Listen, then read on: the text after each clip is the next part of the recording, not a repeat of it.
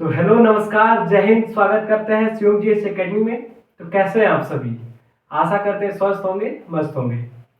तो ये class all competitive exam के लिए होगा, जैसे एसएससी हो गया, रेलवे हो गया और स्टेट एग्जाम हो गया, जैसे यूपी पुलिस हो गया, बिहार पुलिस हो गया, दिल्ली पुलिस हो गया, एमपी पुलिस हो गया। वर्तमान में यूपी पुलिस का नोटिफिकेशन भी आ गया है और यूपी होमगार्ड की 45,000 वैकेंसी भी आई है। तो मेरे कहने का आशा ये है कि ये क्लास ऑल कॉम्पिटिटिव एग्जाम के लिए हो गया। तो हमने स्टार्ट किया था हिस्ट्री फाउंडेशन। हम हिस्ट्री फाउंडेशन में सिंधु घाटी सभ्यता पढ़ रहे थे। क्या पढ़ रहे थे? तो सिंधु घाटी सभ्यता पढ़ रहे थे, जिसे हम इंग्लिश में इंडस वैली सिविलाइजेशन बोलते हैं। सिंधु घाटी सभ्यता को हम इंडस वैली सिविलाइजेशन बोलते हैं। तो मैं लिख दूं, टॉपिक है सिंधु घाटी सभ्यता। सिंधु घाटी सभ्यता, जिसे हम इंडस वैली सिविलाइजेशन बोलते हैं।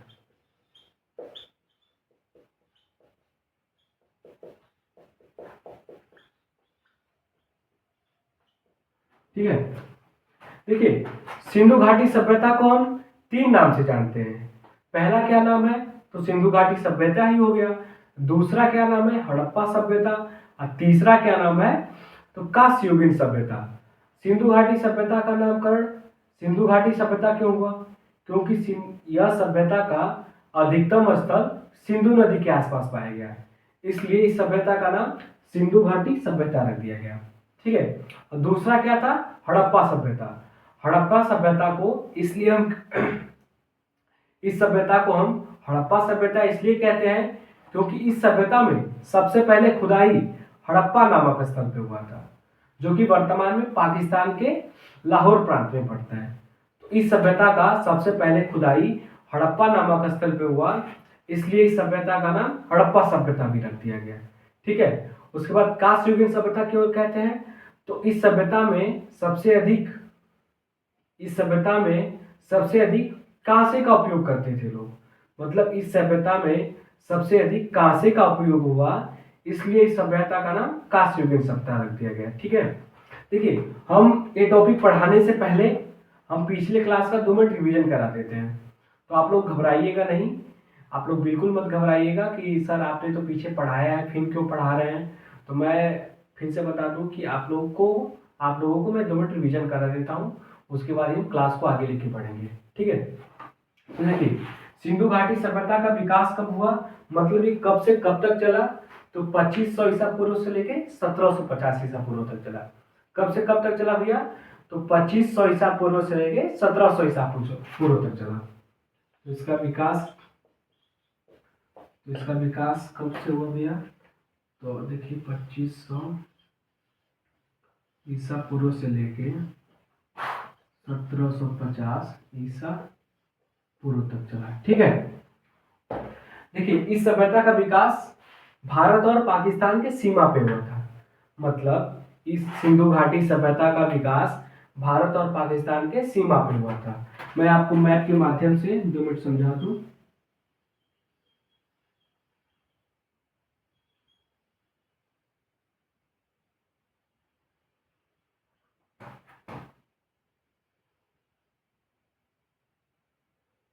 ज्यादा बड़ा बन गया है,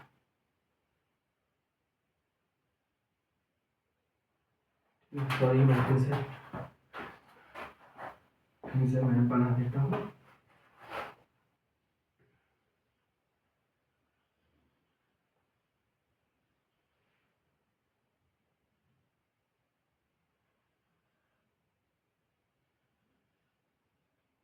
ठीक है, ये हमारा क्या है? भारत। ये बगल में है पड़ोसी पाकिस्तान। ये क्या है? भारत। ये क्या है? पाकिस्तान। ये हमारा भारत है। कहा जाता है कि सारे जहां से अच्छा हिंदुस्तान हमारा। आप बगल वाले पड़ोसी को कौन नहीं जानता भैया? तो पाकिस्तान है। तो देखिए, इस सभ्यता का विकास ये भारत है और पाकिस्तान है, इसके सीमा पे हुआ था, मतलब यहीं पे हुआ था। ठीक है। और यहाँ पे ये सिंधु नदी गुजरता है यहाँ पे। तो देखिए, ये मैं छोटा बना दूं इसको, आप लोगों को कंफ्यूजन न क्रिएट हो। ठीक है। तो देखिए, ये हमारा कौन है, सिंधु नदी है, सिंधु नदी है। तो भारत और पाकिस्तान के सीमा पे हुआ था, ठीक है। उसके बाद इसका आकार कैसा था, मतलब यह सभ्यता का आकार कैसा था। जैसे आप लोग का घर का आकार, किसी का चौकोर होता है तो किसी का गोल होता है। अभी हमारा जो संसद भवन है, जो पुराना संसद भवन है, उसका आकार गोल था। देखिए आपके जैसे घर का आकार ऐसे होता है, चौकोर होता है, किसी का गोलेकार होता है। परंतु हमारा जो संसद भवन था, जो पुराना संसद भवन है, उसका आकार गोल था, ऐसे था। परंतु जो वर्तमान में नया संसद भवन बना है, उसका आकार कैसा है, त्रिकोण है, इस आकार का बना है, ठीक है। तो इस आकार का है। इसी भांति इस सभ्यता का भी आकार था। इस सभ्यता का आकार कैसा था, तो त्रिभुजाकार था। देखिए हम बना के आपको दिखा भी थे कि आकार कैसा है, ऐसा है। तो इसका आकार कैसा भाई, आकार कैसा है, तो त्रिभुजाकार है, ठीक है। उसके बाद यह सभ्यता कितने एरिया में फैला था, मतलब इस सभ्यता का कितना बड़ा क्षेत्रफल था, तो इस सभ्यता का 13 लाख वर्ग किलोमीटर में फैला था। यह सभ्यता 13 लाख वर्ग किलोमीटर में फैला था, ठीक है। तो इसका क्षेत्रफल क्या है भाई,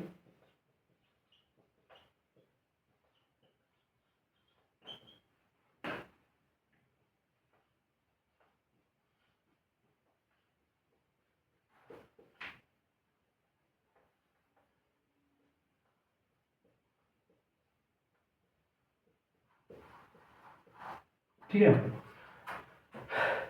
सिंधु घाटी सभ्यता, जिसे इंग्लिश में इंडस वैली सिविलाइजेशन बोलते हैं, इस सभ्यता का विकास भारत और पाकिस्तान की सीमा पे हुआ है। और इसका विकास कब से कब तक हुआ भैया, तो 2500 ईसा पूर्व से लेकर 1750 ईसा पूर्व तक हुआ था, ठीक है। और इस सभ्यता का आकार कैसा था, मतलब किस आकार में फैला था, तो इस सभ्यता का आकार 13 लाख, सॉरी, इस सभ्यता का आकार त्रिभुजाकार था। कैसा था, त्रिभुजाकार था। और यह सभ्यता कितने क्षेत्रफल में फैला था, मतलब कितने एरिया में फैला था, तो 13 लाख वर्ग किलोमीटर में फैला था। कितने में, 13 लाख वर्ग किलोमीटर में फैला था, ठीक है। उसके बाद सिंधु घाटी सभ्यता का सबसे पहले जानकारी कौन दिया, तो कौन जानकारी दिया, चार्ल्स मेसन ने दिया था। उसके बाद सिंधु घाटी सभ्यता का सर्वेक्षण कौन किया, सर्वेक्षण मतलब जांच कौन किया, तो अलेक्जेंडर कनिंघम ने किया था। उसके बाद सिंधु घाटी सभ्यता का नामकरण कौन किया, सिंधु घाटी सभ्यता का नामकरण कौन किया, तो जॉर्ज मार्शल ने किया था। कौन किया था, जॉर्ज मार्शल ने किया था। उसके बाद सिंधु घाटी सभ्यता का सबसे पहले खुदाई कौन किया, तो दयाराम साहनी ने किया था, ठीक है। मैं इसको इरेज कर, देखिए इस सभ्यता का सबसे पूर्वी स्थल कौन है, सबसे पश्चिमी स्थल कौन है, सबसे उत्तरी स्थल कौन है, सबसे दक्षिणी स्थल कौन है। मतलब इस सभ्यता का सबसे पूर्वी स्थल कौन है भाई, सबसे पश्चिमी स्थल कौन है, सबसे उत्तरी स्थल कौन है, और सबसे दक्षिणी स्थल कौन है। तो मैं यहाँ पे बना दूं, सबसे पूर्वी स्थल, देखिए ये है पूर्व, ये है पूर्व, ये है पश्चिम, ये है उत्तर, अब ये है दक्षिण। ये पूर्व है, ये पश्चिम है, हमारे ऊपर उत्तर, ये है नीचे दक्षिण, ठीक है। तो पूर्व में क्या है, आलमगीरपुर है। इस सभ्यता का सबसे पूर्वी स्थल कौन है, आलमगीरपुर है, जो कि उत्तर प्रदेश में पड़ता है। कहाँ पे, उत्तर प्रदेश में पड़ता है, यूपी हम जिसे बोलते हैं, ठीक है। उसके बाद सबसे पश्चिमी स्थल कौन है, तो सुतकांगेडोर है, सुतकांगेडोर, जो कि पाकिस्तान में पड़ता है, ठीक है। उसके बाद सबसे उत्तरी स्थल कौन है, सबसे दक्षिणी स्थल कौन है, तो सबसे उत्तरी स्थल कौन है, मांडा, जो कि जम्मू एंड कश्मीर को पड़ता है। और सबसे दक्षिणी स्थल कौन है, दैमाबाद, जो कि महाराष्ट्र में पड़ता है, महाराष्ट्र में पड़ता है, ठीक है। तो ये क्वेश्चन आया है कि सिंधु घाटी सभ्यता का सबसे पूर्वी स्थल कौन है भाई, सबसे पश्चिमी स्थल कौन है, सबसे उत्तरी स्थल कौन है, सबसे दक्षिणी स्थल कौन है। तो इस सभ्यता का सबसे पूर्वी स्थल कौन है, आलमगीरपुर। सबसे पश्चिमी स्थल सूतकांगेडोर है। और सबसे उत्तरी स्थल कौन है, तो आलमगीर सॉरी मांडा। और सबसे दक्षिणी स्थल कौन है, तो दैमाबाद है। ठीक है। ये भी पूछता है कि आलमगीरपुर किस नदी के किनारे है, तो आलमगीरपुर हिंडल नदी के किनारे है। और सूतकांगेडोर किस नदी के किनारे है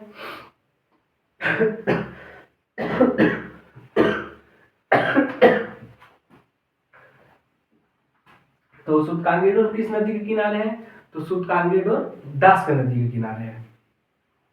ठीक है, क्या है, सूतकांगेडोर दास नदी के किनारे है। उसके बाद मांडा किस नदी के किनारे है, तो मांडा चिनाब नदी के किनारे है। और दैमाबाद किस नदी के किनारे है, तो दैमाबाद प्रवरा नदी के किनारे है। मैंने इसका ट्रिक भी बताया था। ट्रिक क्या था, सम। सम मतलब क्या होता है, 8 होता है। तो सम मतलब सूतकांगेडोर, सूतकांगेडोर। म से क्या है, मांडा। ए से क्या है, आलमगीरपुर। और डी से क्या है, दैमाबाद। देखिए, इसको हम केंद्र मानकर ऐसे चलेंगे, क्लॉकवाइज चलेंगे। ठीक है, जैसे घड़ी ऐसे से चलती है ना क्लॉकवाइज, वैसे ही घड़ी की दिशा में चलेंगे। यहाँ किसको पॉइंट माने, इसको ऐसे चले, यहाँ से ऐसे चले, उसके बाद यहाँ पे ऐसे चले, ऐसे चले और ऐसे चले। तो सबसे पहले ये क्या है, सूतकांगेडोर। स से सूतकांगेडोर। उसके बाद क्या है, मांडा। उसके बाद मांडा। मांडा के बाद क्या है, आलमगीरपुर। तो मांडा के बाद क्या है, आलमगीरपुर। ए से आलमगीरपुर और डी से दैमाबाद। ठीक है। और इसका नदी का ट्रिक भी था। तो इसका ट्रिक था, डच है पर भारत में नहीं। देखिए, डच जब हमारा देश औपनिवेशिक था, मतलब उस समय राजतंत्र चलता था एक तरह से मान लीजिए, तो उस समय डच लोग व्यापार करने के लिए आए थे। तो उस समय आए थे, परंतु आज नहीं, आज चले गए अपने अपने देश। तो इस मतलब इसका ट्रिक हम बनाए हैं कि डच हैं पर भारत में नहीं। क्या, डच है पर भारत में नहीं। तो देखिए, सूतकांगेडोर को मैं इसको ऐसे मिलाता हूँ, ऐसे मिलाता हूँ, और ए से ऐसे मिलाता हूँ, और डी से ऐसे मिलाता हूँ। ठीक है। सूतकांगेडोर किस नदी के किनारे है, तो द से दास नदी। कौन सा नदी, दास नदी। म से मांडा। मांडा किस नदी के किनारे है, तो मांडा चिनाब नदी के किनारे है। तो च से चिनाब नदी, चिनाब नदी। ठीक है। उसके बाद आलमगीरपुर किस नदी के किनारे है, तो आलमगीरपुर ह से हिंडल नदी। क्या, हिंडल नदी। ठीक है। और उसका द से दैमाबाद। दैमाबाद किस नदी के किनारे है, तो प से प्रवरा नदी, प्रवरा नदी। ठीक है। तो ये हम पीछे वाले क्लास में बता दिए हैं। तो इस तरह से हम आपका रिवीजन करा रहे थे। ठीक है। तो हम इसको इरेज करते हैं। तो देखिए, मैं फिर से बता दूं, सिंधु घाटी सभ्यता, जिसे इंग्लिश में इंडस वैली सिविलाइजेशन बोलते हैं, इस सभ्यता का विकास भारत और पाकिस्तान की सीमा पे हुआ था। ये है भारत और ये है पाकिस्तान। तो भारत और पाकिस्तान की सीमा पे हुआ था। इसका नाम क्या है, सिंधु घाटी सभ्यता है। ठीक है। इसका आकार कैसा है भाई, इसका आकार कैसा है, त्रिभुजाकार है। इसका आकार कैसा है, त्रिभुजाकार है। ठीक है। यह कितने एरिया में फैला है, मतलब कितने क्षेत्रफल में फैला है, तो 13 लाख वर्ग किलोमीटर में फैला है। उसके बाद सिंधु घाटी सभ्यता का सबसे पूर्वी स्थल कौन है, सबसे पश्चिमी स्थल कौन है, सबसे उत्तरी स्थल कौन है, सबसे दक्षिणी स्थल कौन है। तो सबसे पूर्वी स्थल आलमगीरपुर है, सबसे पश्चिमी स्थल सूतकांगेडोर है, सबसे उत्तरी स्थल मांडा है, और सबसे दक्षिणी स्थल दैमाबाद है। मैं इसका ट्रिक भी आप लोग को बता रहा हूं, क्योंकि आप लोग यदि क्वेश्चन भूल जाए तो ट्रिक की सहायता से आप लोग याद कर लें। तो सम मतलब क्या होता है, देखिए, सम मतलब क्या होता है, एड मतलब जोड़ होता है। ठीक है। तो सम का इंग्लिश क्या होता है, तो सम का क्या इंग्लिश होता है, एड होता है। ठीक है। सम मतलब एड होता है। तो स से सूतकांगेडोर, म से मांडा, अ से आलमगीरपुर और डी से दैमाबाद। तो सूतकांगीडोर किस नदी के किनारे है? तो मैं इसका भी ट्रिक बताया हूँ, कुछ डच है पर भारत में नहीं। सूतकांगीडोर किस नदी के किनारे है? ड मतलब दास नदी के किनारे है। ठीक है। उसके बाद म से मांडा, मांडा किस नदी के किनारे है? तो चिनाब नदी के किनारे है। उसके बाद अ से आलमगीरपुर, आलमगीरपुर किस नदी के किनारे है? ह से हिंडल नदी के किनारे है। और डी से दैमाबाद, दैमाबाद किस नदी के किनारे है? तो दैमाबाद प्रवरा नदी के किनारे है। ठीक है। तो उसके बाद हम इरेज करते हैं और क्लास को आगे लेके बढ़ते हैं। ठीक है।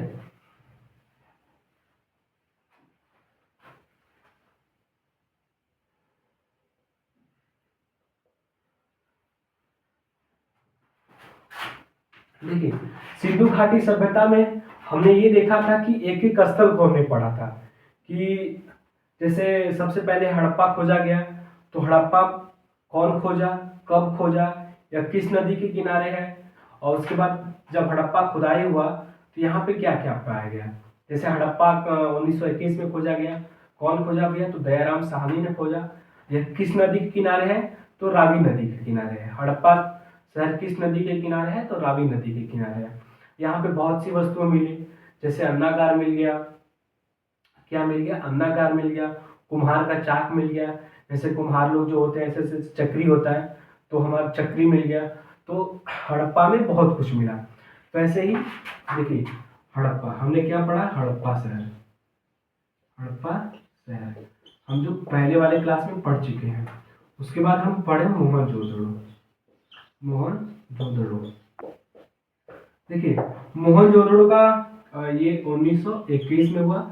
उसके एक साल बाद यहाँ पे खुदाई हुआ। तो इसका कब सन मतलब यह कब खुदाई हुआ? तो मोहनजोदड़ो को 1922 में खोजा गया। ठीक है। और इसके खोजकर्ता कौन है? तो राखलदास बनर्जी हैं। और इसका दूसरा नाम है क्या है? मृतकों का टीला। मोहनजोदड़ो को हम मृतकों का टीला भी कहते हैं। क्यों कहते हैं? क्योंकि मोहनजोदड़ो में इकट्ठा लाश मिला था, एक पे एक ऐसे ऐसे गजा हुआ था, लाश मिला था। तो मोहनजोदड़ो को हम मृतकों का टीला भी कहते हैं। यह किस नदी के किनारे था? तो यह सिंधु नदी के किनारे था। किस नदी के किनारे था? तो देखिए, सिंधु है ना, तो यहीं पे पाया गया, यहीं पे पाया गया, सिंधु नदी के किनारे पाया गया था। ठीक है। यहाँ पे भी बहुत वस्तुएं मिली, जैसे विशाल अन्नागार मिला। अन्नागार मतलब कि अनाज गृह। विशाल स्नानागार मिला, मतलब स्विमिंग पूल मिला। पुरोहितों का वास मिला, सूती कपड़ा मिला, पशुपति शिव की मूर्ति मिली, और उसके बाद कांस्य की नर्तकी मिली, मतलब डांसर मिला, डांसर का मूर्ति मिला। वो किस चीज का बना था? तो कांस्य का बना था, कांसे का बना था। ठीक है। उसके बाद हमने ये देखा, देखिए मोहनजोदड़ो में कुआं भी मिला है। क्या? मोहनजोदड़ो में कुआं भी मिला है। ये यूपीपीसीएस का क्वेश्चन था कि सिंधु घाटी सभ्यता में कुआं कहाँ से प्राप्त हुआ? तो कुआं मोहनजोदड़ो से प्राप्त हुआ। ठीक है। देखिए, गांव घर में कहा, मतलब पहले कहा हुआ था, जब हम लोग छोटे छोटे थे तो कहा जाता था कि कुआं पे नहीं थूकना है, जो कुआं पे थूकेगा ना भाई, उसका कान कान पक जाएगा, कान बहने लगेगा। तो बच्चों को डरवाया जाता था। परंतु जब हम लोग बड़े हुए, बड़े क्या हुए, माता पिता के सामने तो हर बच्चा छोटा ही रहता है। तो हम लोग कैसे, हमें कैसे कर दो कि कोई मतलब हम बड़े हो गए हैं। हम बड़े नहीं हुए, परंतु समय गुजरा तो हमें अब आभास होता है कि क्यों डराया जाता था। देखिए, छोटा बच्चा शरारती बहुत ज़्यादा करता था। तो छोटा बच्चा जब शरारती ज़्यादा करता था, उसको डरवाया जाता था कि कुआं पे मत थूको। तो उसको मना करोगे कि कुआं पे मत थूको, तो छोटा बच्चा बहुत शरारती होता है, मना किए हैं थूकेंगे, मतलब उल्टा काम करते हैं। तो उसको डरवाते थे हम लोग, मतलब बड़े लोग डरवाते थे कि कुआं पे थूकोगे ना तो कान बहेगा, मतलब कान बहेगा, कान दर्द करने लगेगा, ऐसे होता था। तो मोहनजोदड़ो में कुआं मिला। ठीक है। तो आप लोग ऐसे याद कर लीजिए कि मोहनजोदड़ो में क्या मिला है? कुआं मिला है। उसके बाद हम पढ़े थे चनहुदड़ो, चनहुदड़ो क्या पढ़े थे? अगला साल क्या पढ़े थे? चनहुदड़ो, चनहुदड़ो। ठीक है। चनहुदड़ो, चनहुदड़ो इसका खोज कौन करता था? तो गोपाल मजुमदार ने खोजा था। कौन खोजा था? गोपाल मजुमदार ने खोजा था। यह किस नदी के किनारे था? तो सिंधु नदी के किनारे था। यहाँ पे बहुत सी वस्तु मिला। क्या क्या मिला? जैसे कि श्रृंगार का सामान मिल गया, जिसे हम इंग्लिश में मेकअप का सामान मिल, मतलब मेकअप जिसे हम बोलते हैं, मेकअप जिसे क्या हम लोग तो मतलब मेकअप बॉक्स कहते हैं भाई। यहाँ पे क्या मिला? मेकअप, मेकअप नहीं श्रृंगार का, मैं लिख दूँ श्रृंगार की वस्तु मिली। श्रृंगार की वस्तु में क्या मिल गया? जैसे लिपस्टिक मिल गया, और काजल मिल गया, शीशा मिल गया, और मतलब महिलाओं से रिलेटेड यहाँ पे सबसे ज़्यादा वस्तु मिला है। जैसे सुई धागा मिल गया, जैसे हम लोग की माता जी जैसे कोई भी चीज़ फट जाता है तो उसको हम सील देती हैं लोग, तो क्या मिला है? सुई धागा भी मिला है। और यहाँ पे गुड़िया भी मिला है।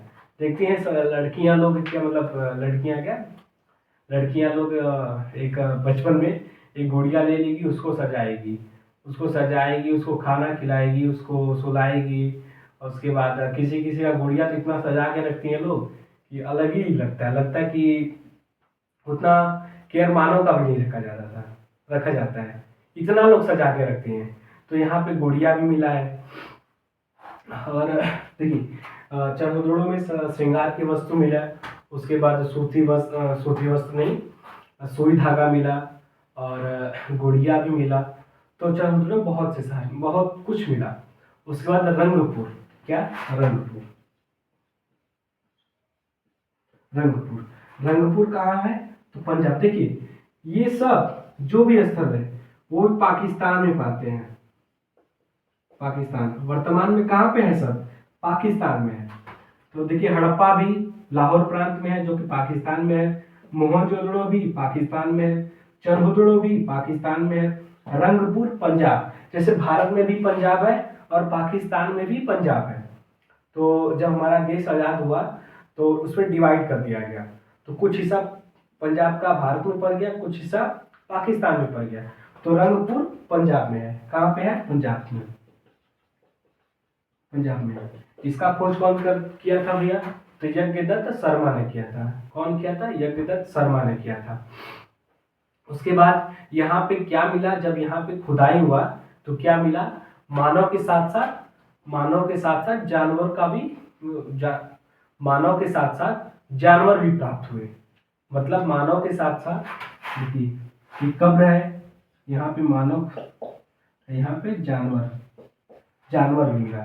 तो इसका कहने का मतलब है कि रंगपुर में जब खुदाई हुआ तो मानव के साथ साथ जानवरों का भी साक्ष्य मिला। हम ये भी कह सकते हैं कि जब किसी जानवर का मालिक मर जाता था, तो जब मालिक ही मर गया तो उसको जानवर को भी मार के दफना दिया जाता था। हम ये एक तरह से उम्मीद लगा सकते हैं। ठीक है, तो रंगपुर में हमने देखा था। फिर उसके बाद कुनाल भी एक जगह का नाम था। कुनाल, सही से लिख दो कुनाल। यहाँ पे क्या मिला? तो चांदी का ढेर मिला। क्या पे? चांदी का ढेर, मतलब बहुत सी मात्रा में चांदी मिला। तो हम ये भी कह सकते हैं कि सिंधु घाटी सभ्यता के लोग चांदी से भी परिचित थे। तो जैसे देखिए हम लोग एक, देखिए आप लोग विद्यार्थी हैं, हम भी एक विद्यार्थी हैं, तो हम लोग के पास क्या मिलेगा? तो हम लोग के पास पेन मिलेगा भाई, क्योंकि हम लोग उपयोग क्या करते हैं? पेन का उपयोग करते हैं। और व्यापारी के पास क्या मिलेगा? जो वस्तु बेचता है उसके पास वो मिलेगा। जैसे हम यहाँ पे पढ़ाते हैं तो हमारे पास मार्कर मिलेगा। तो जो लोग जिस चीज का उपयोग करते हैं उसके पास वही चीज मिलेगा ना। तो वैसे ही सिंधु घाटी सभ्यता के लोग चांदी का भी उपयोग करते थे। इसलिए खुदाई में कौन सा जगह? कुनाल एक स्थान का नाम है। कुनाल पे जब खुदाई हुआ तो चांदी का ढेर मिला, मतलब बहुत सी मात्रा में चांदी मिला। ठीक है, ठीक है। तो इसके बाद हम इरेज करते हैं, और इरेज करते हैं उसके बाद हम अगला शहर बताएंगे, बनावली।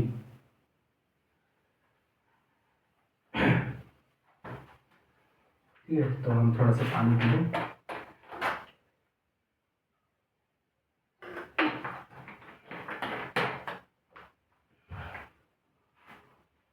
देखिए क्या है? बनावली, जो कि वर्तमान में बनावली कहाँ पड़ता है? वर्तमान स्थान, वर्तमान स्थान, वर्तमान स्थान कहाँ पड़ता है? तो हरियाणा, हरियाणा, हरियाणा कहाँ है भैया? तो यहाँ पे हरियाणा है। ठीक है, ये दिल्ली है हमारा, सॉरी यहाँ पे जम्मू कश्मीर तो हो गया भाई, ये जम्मू कश्मीर का एरिया हो गया हमारा, दिल्ली है, दिल्ली के बगल में हरियाणा है जो कि दिल्ली से सटा हुआ है। गुरुग्राम, पूरी सब हरियाणा में ही पड़ता है, परंतु दिल्ली से सटा हुआ है। देखिए बनावली वर्तमान स्थान क्या है? हरियाणा। बनावली किस नदी के किनारे पे था? तो रंगोई नदी के किनारे पे था। कौन सी नदी? रंगोई नदी, नदी रंगोई नदी, रंगोई नदी। और इसके खोजकर्ता कौन थे? खोजकर्ता, खोजकर्ता कौन थे? तो रविंद्र सिंह कौन थे? इस बनावली का खुदाई कौन किया? तो रविंद्र सिंह ने किया।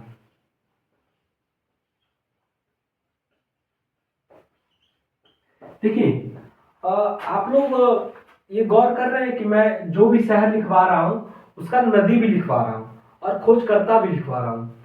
मैं इसलिए लिखवा रहा हूँ क्योंकि प्रीवियस ईयर क्वेश्चन बन चुके हैं कि हड़प्पा शहर किस नदी के किनारे है, मोहनजोदड़ो किस नदी के किनारे है, चनहुदड़ो किस नदी के किनारे है, बनावली किस नदी के किनारे है, धौलावीरा किस नदी के किनारे है, धौलावीरा को हम आगे पढ़ाएंगे, लोथल, लोथल को भी हम आगे पढ़ाएंगे, लोथल किस नदी के किनारे है, कालीबंगा किस नदी के किनारे है।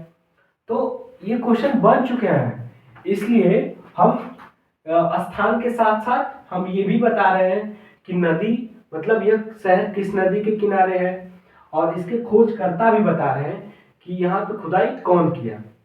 ठीक है, तो आप लोग इसको याद करिएगा, ये नहीं कि मतलब कॉपी में मैंने लिख लिया उसके बाद चलो भाई आगे आगे बढ़ो, नहीं, आप लोग नोट भी करिएगा और नोट करने के बाद आप लोग याद भी करिएगा। ठीक है, इसके खोजकर्ता कौन है? रविंद्र सिंह खोजकर्ता है। ठीक है, उसके बाद प्राप्त वस्तुएं क्या हुआ, यहाँ पे जब खुदाई हुआ तो यहाँ पे क्या क्या मिला। ठीक है, यहाँ पे प्राप्त वस्तुएं,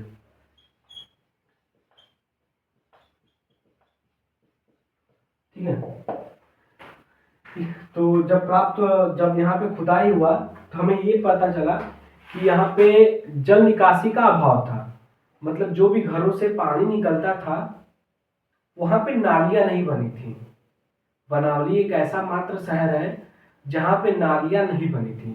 देखिए सिंधु घाटी सभ्यता एक विकसित सभ्यता था और एक नगरीय सभ्यता था, और नगरीय सभ्यता कहने को हम ये कह रहे हैं, और इस सभ्यता में जितने भी स्थल पाए गए वो सिस्टमेटिक बसाए गए थे। मतलब एक तरह से अच्छी सड़क है, अच्छा मतलब आने जाने के लिए सड़क बनाया गया है, और जल निकासी मतलब घर को पानियां निकलने के लिए अच्छी नालियां बनाया गया है। परंतु बनावली एक ऐसा शहर है, बनावली एक ऐसा शहर है जिसका एक तरह से कहा जाए तो मान लीजिए अविकसित शहर है। बनावली एक ऐसा शहर है जो अविकसित है। अविकसित कहने का मतलब क्या है? यहाँ पे ना चौड़ी सड़कें मिलेंगी, ना चौड़ी सड़कें मिलेगी, ना घर से जो पानी निकलता है जल निकासी का व्यवस्था नहीं अच्छा होगा। तो मैं लिख दूं जल निकासी का व्यवस्था नहीं था। मतलब जैसे हमारा ये घर हो गया, तो घर पे जो पानी निकलता है, घर से जो पानी निकलता है तो एक तरह से ऐसे रोड बना रहता है, तो रोड के बगल बगल में नालियां बनी रहती हैं। देखिए ये हमारा रोड है, ये हमारा क्या है? रोड है। रोड के बगल में क्या है? नाली है, ये नाली बना होता है। और ये हमारा घर है, तो घर का जो पानी होता है एक नाली की सहायता से इस बड़े वाली नाली में मिल जाता है, जो कि जो वेस्ट पानी है इस नाली में मिल जाता है। ठीक है, परंतु यह एक ऐसा शहर था, बनावली एक शहर है, बनावली एक शहर है, बनावली एक ऐसा शहर है जो कि जल निकासी का व्यवस्था नहीं था, मतलब जल निकासी का अभाव था। यहाँ पे नालियाँ नहीं बनी थी, नालियाँ नहीं बनी थी, तो पानी कैसे निकलता था भाई? ये क्वेश्चन बन रहा है ना कि जब हमारे घर का पानी नहीं निकल रहा है तो पानी एक्चुअली क्या हो रहा है? तो घर के पीछे मतलब घर के बगल में सोख्ता बना दिया जाता था।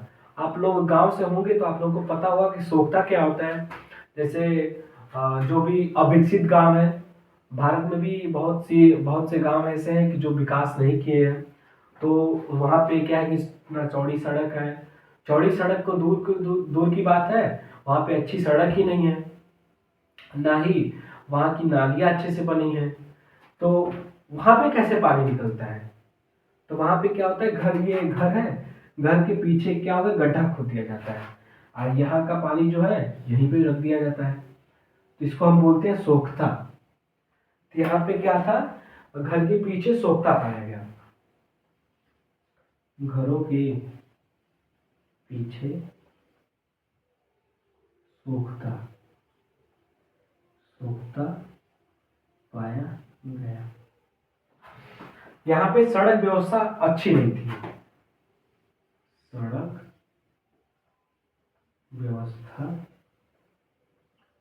अच्छी नहीं थी। देखिए, सिंधु घाटी सभ्यता एक विकसित सभ्यता था और एक नगरीय सभ्यता था, और जो भी शहर पाया गया वो सिस्टमेटिक बसाया गया था, मतलब कि अच्छी सड़कें हैं और घर का पानी निकलने के लिए अच्छी व्यवस्था की गई, नाली बनाया गया है, वो भी अच्छी तरह से नाली बनाया गया है और नालियाँ के ऊपर नालियाँ को ढका गया था। परंतु बनावली एक ऐसा शहर है जो कि जल निकासी का अभाव है, मतलब जल निकासी की व्यवस्था नहीं की गई थी। घरों के पीछे सोख्ता बनाया गया था, मतलब जो भी यहाँ पे पानी था उसको कहीं ना कहीं, भाई वेस्ट तो मतलब जो वेस्ट पानी है उसको कहीं ना कहीं निकालना है, तो घरों के पीछे गड्ढा बना दिया जाता था और जो भी पानी यहाँ से निकलता था उस गड्ढे में जाके गिरता था, तो उसको हम बोलते हैं सोख्ता। क्या बोलते हैं? सोख्ता। तो घरों के पीछे सोख्ता था। उसके बाद बनावली एक ऐसा शहर है जो कि सड़कों का अभाव देखा गया, मतलब अच्छी सड़कें नहीं थी, सड़क व्यवस्था अच्छी नहीं थी। देखिए बनावली, मैं आप लोगों को याद करने बना लिख दूं, बनावली मतलब बना हुआ नहीं था, बना हुआ नहीं, ब से बनावली, ब से बना हुआ नहीं। जैसे गांव में देखते हैं आप लोग कि किसी किसी का नाम ऐसा होता है तो उसको उसके बाद देखने पे लगता है कि अरे यार इसका नाम ये है। देखते हैं किसी अनपढ़ का नाम वकील रख दिया जाता है, किसी अनपढ़ का नाम दरोगा रख दिया जाता था। हमारे ही एक कहें तो जान पहचान के हैं और उनका नाम एसपी है, हमको नहीं पता था कि उनका नाम एसपी है, तो इन लोग बतिया रहे थे तो बोल रहे थे कि हाँ एसपी आ रहे हो, तो हम कहे यार इतना एसपी आ रहा है, एक बार ऐसी इतना इसका पावर हो गया कि एसपी को बुला रहा है, तो हम कहे यार चलो देखें एसपी कैसा होता है। हम उस समय तो हम नहीं मतलब जानते थे कि एसपी का पावर क्या होता है, परंतु हम ये जाने सोचे कि यार ये एसपी से कॉन्टेक्ट रखता है, तो हम कहे चलो भाई देख ही लेते हैं एसपी कौन है। तो नहीं होता है कि गांव में किसी किसी का नाम दरोगा रख दिया जाता है, एसपी रख दिया जाता है, वकील रख दिया जाता है, परंतु उसको कुछ नहीं आता है। तो भाई एसपी साहब का घंटा बाद आए तो हम कहे अरे यार यही एसपी हैं, तो हम कहे आप ही का नाम एसपी है, आप एसपी हैं कि आपका नाम एसपी है?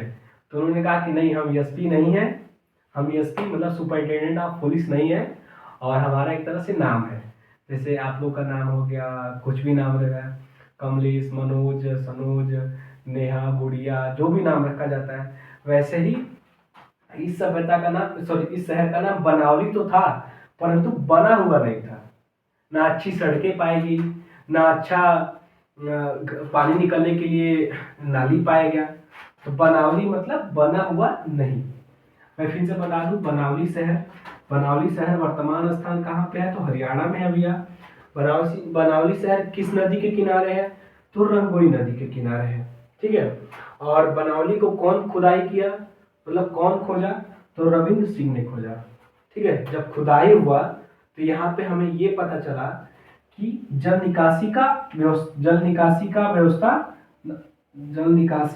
व्यवस्था नहीं था, मतलब जल निकासी का अभाव देखा गया, मतलब जो भी घर से पानी निकलता था वो नालियों की सहायता से ना जाकर घरों के पीछे एक गड्ढा बना दिया जाता था, जिसे हम सोख्ता बोलते हैं।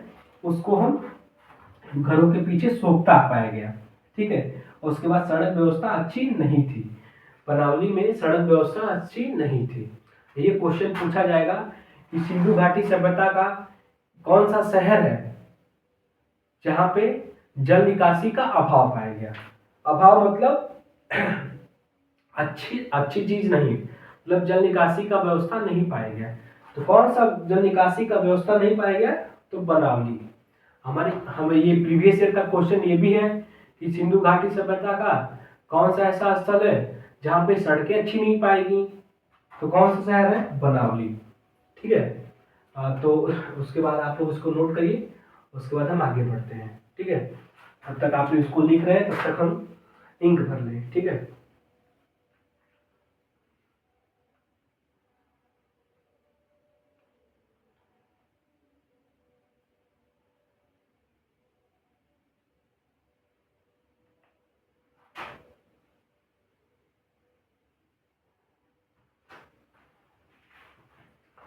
तो उम्मीद करते हैं आप लोग लिख लिए होंगे, तो इसको हम इरेज करते हैं।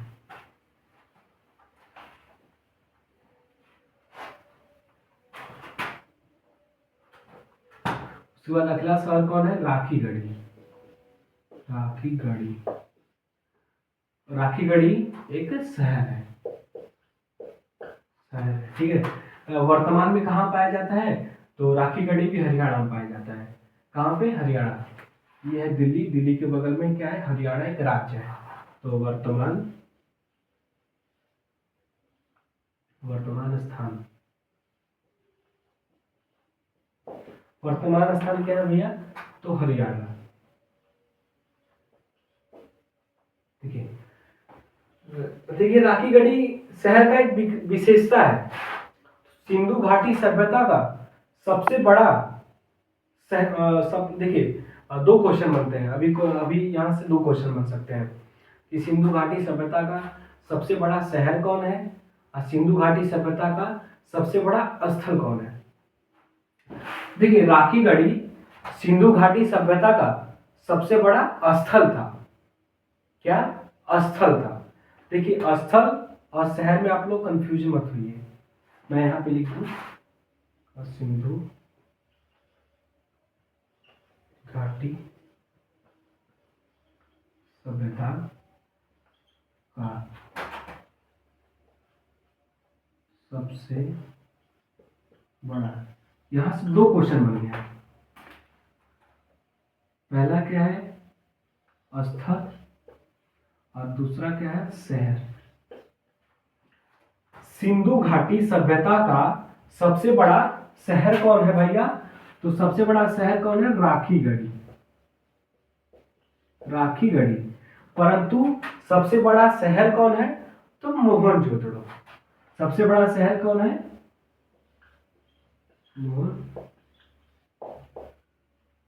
ठीक है। देखिए देखिए जैसे कि हम एक तरह से बिहार का एग्जाम्पल हम ले लेते हैं, तो बिहार का सबसे बड़ा शहर कौन है? तो पटना शहर है। परंतु बिहार का सबसे बड़ा स्थल कौन है? तो चंपारण, जिसको हम दो भागों में मतलब हम क्या बांटे हैं, हम कैसे बांट सकते हैं भाई? बिहार सरकार ने बांटा है पूर्वी चंपारण और पश्चिमी चंपारण। तो मान लीजिए कि ये बिहार है, बिहार है, ये तरह से उसको बीच में डिवाइड करता है गंगा नदी। तो सबसे बड़ा शहर कौन है? तो पटना है, परंतु सबसे बड़ा स्थल कौन है? तो चंपारण है। उसी प्रकार सिंधु घाटी सभ्यता का सबसे बड़ा स्थल कौन है भाई? तो सबसे बड़ा स्थल कौन है? राखीगढ़ी। फर्स्ट पे क्या है? राखीगढ़ी। उसके बाद सिंधु घाटी सभ्यता का सबसे बड़ा शहर कौन है? मैं मैं फिर से बता दूं, सिंधु घाटी सभ्यता का सबसे बड़ा स्थल, तो स्थल में कौन आएगा? राखीगढ़ी आएगा। परंतु शहर पूछेगा तो मोहनजोदड़ो आएगा। क्या? मोहनजोदड़ो। सबसे बड़ा शहर कौन है?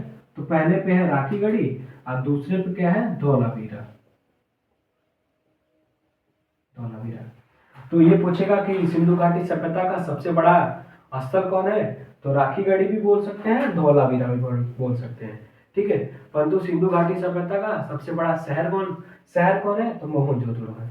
क्या, मोहनजोदड़ो, ठीक है। उसके बाद हम इरेज करते हैं और आगे चलते हैं।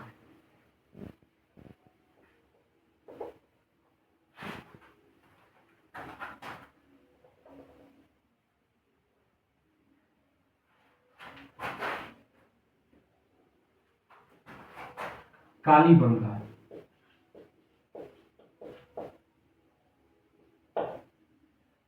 कालीबंगा शहर, ठीक है। कालीबंगा शहर, कालीबंगा किस नदी के किनारे पे था, कालीबंगा कहाँ पे था, वर्तमान में कालीबंगा कहाँ पे है, तो राजस्थान में है। कहाँ पे है, राजस्थान। तो मैं लिख दूं वर्तमान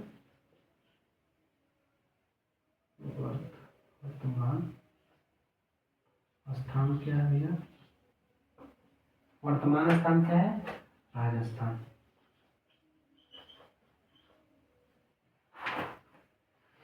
उसके बाद नदी कौन है भाई, नदी कौन है,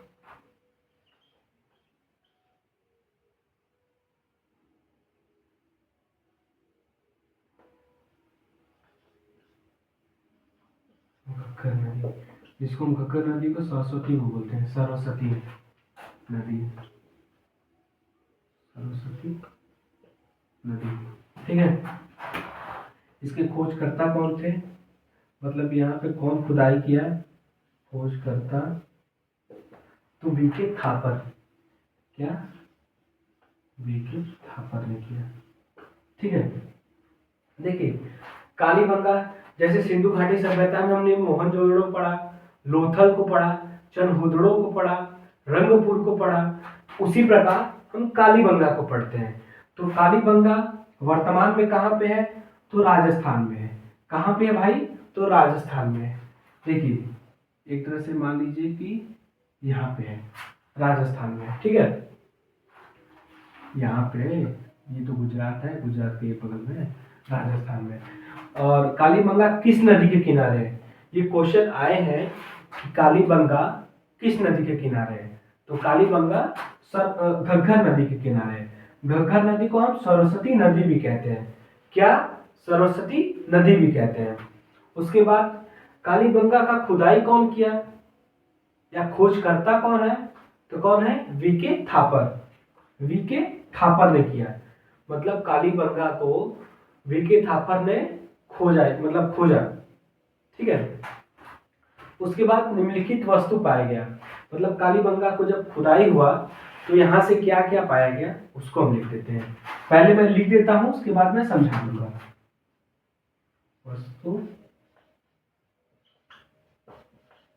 वस्तु प्राप्त, हल मिला, या हल, जैसे जो हल नहीं होता है, खेती होती है, आप लोग जानते होंगे, खेती यदि ग्रामीण से होंगे तो आप लोग जानते होंगे कि खेत को जोता जाता है, उसको हम हल बोलते हैं। मतलब खेत को एक तरह से खोदा जाता है, ठीक है, उसको हम क्या बोलते हैं, हल मिलते हैं, हल बोलते हैं। उसके बाद जूता हुआ, खेत मिला, क्या मिला भैया, जूता हुआ, खेत मिला। उसके बाद हवन कुंड मिला, हवन कुंड मिला। उसके बाद अलंकृत ईंट मिले। इसका इंक इसका लग रहा है, इसका इंक खत्म हो गया। तो देखिए कालीबंगा शहर कहाँ पे पाया गया, वर्तमान स्थान कहाँ है, तो कालीबंगा शहर का स्थान है राजस्थान में है। मतलब कालीबंगा शहर वर्तमान में कहाँ पे है, तो राजस्थान में है। कहाँ पे है, राजस्थान में। यह किस नदी के किनारे है, तो कालीबंगा घग्गर नदी के किनारे है। घग्गर नदी को हम सरस्वती नदी भी बोलते हैं। और कालीबंगा को खोजकर्ता कौन है, मतलब खुदाई कौन किया, तो वीके थापर ने किया। क्या, वीके थापर ने किया, ठीक है। जब कालीबंगा को खुदाई हुआ तो यहाँ पे बहुत सी वस्तु पाया गया। तो कौन कौन सी पाया गया वस्तु, हल पाया गया। पहला क्या है, हल पाया गया। दूसरा क्या है, जुता हुआ खेत पाया गया। क्या? जुता हुआ खेत पाया गया। और तीसरा क्या भैया? तो हवन कुंड, जैसे यज्ञ होता है तो एक तरह से हवन कुंड होता है जिसमें पंडित जी लोग बोलते हैं कि स्वाहा, तो आप लोग भी बोलते हैं पीछे से स्वाहा। तो कोई कोई मतलब उसका भी मजा मजा मस्ती में लड़का क्या बोल देता है, पंडित जी बोलते हैं स्वाहा तो इधर से लड़का बोल देगा आहा। ठीक है। तो हवन कुंड, जो भी आहुति आप लोग देते हैं तो किस में देते हैं आप लोग? हवन कुंड में देते हैं। तो ठीक है, इसको हवन कुंड बोलते हैं। तो कालीबंगा से क्या मिला है? हवन कुंड भी मिला है। उसके बाद अलंकृत ईंट। अलंकृत ईंट मतलब देखिए जो ये ईंट है ना भाई, जो ईंट है इस पे डिजाइन बना गया, डिजाइन बनाया गया था। क्या? डिजाइन बनाया गया था। जैसे कि यहाँ पे बकरी बना दिया, ये है बकरी बना दिया। हमको तो ड्राइंग अच्छे से नहीं, ड्राइंग बना लेते हैं अच्छे खास नहीं बनाते पर ड्राइंग बना लेते हैं, परंतु आपके सामने बना नहीं पा रहे हैं। ठीक है। तो यहाँ पे कुछ ना कुछ डिजाइन बनाया गया था, मतलब जो भी यहाँ पे ईंट है, कालीबंगा में जो भी ईंट पाया गया उस पर कुछ ना कुछ डिजाइन बनाया गया था। इसको हम बोलते हैं अलंकृत ईंट बोलते हैं। तो क्या? अलंकृत ईंट। कालीबंगा से क्या मिला भैया? तो पहला क्या मिला? हल पाया गया, जो किसान लोग खेत जोतने में काम करते हैं।